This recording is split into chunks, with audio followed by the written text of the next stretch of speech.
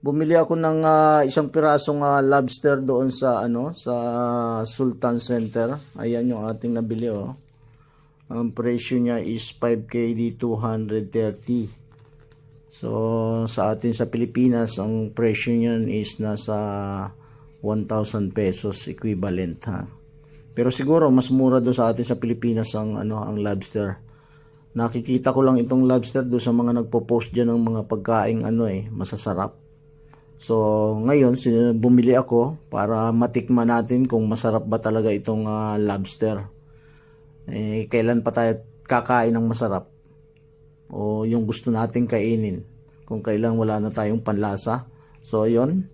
Itatry ko kung masarap ba talaga itong lobster. Ito yung ating menu for today sa ating lunch, mga kakusina. So, pasuggest naman dyan, ano ba ang masarap na luto dito kasi hindi ko pa talaga ito na-try. Pa-comments po, ano ba ang masarap na luto dito sa lobster? For the first time in my whole life, ngayon lang ako makakapagluto nito at ngayon din lang ako makakatikim nito.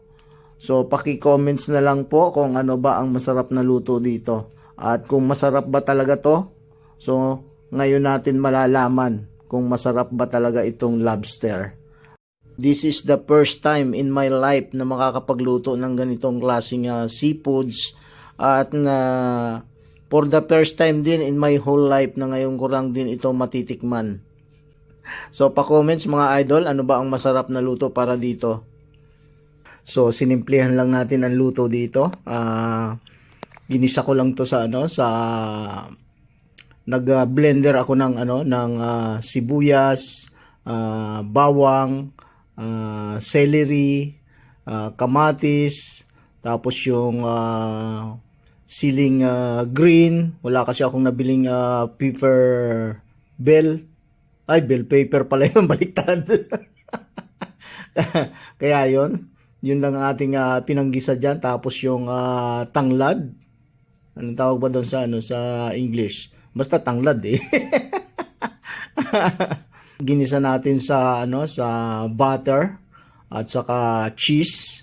Tapos nilagyan natin ng paminta, bitchin. Yung marami rin naman ricado. Kaya sure na masarap talaga pati yung luto. Masarap din yung niluto, masarap din yung pagkakaluto. Matitikman na natin mga kakusina ang pinagmamalaki ng marami na lobster, ang pinakamasarap na seafoods.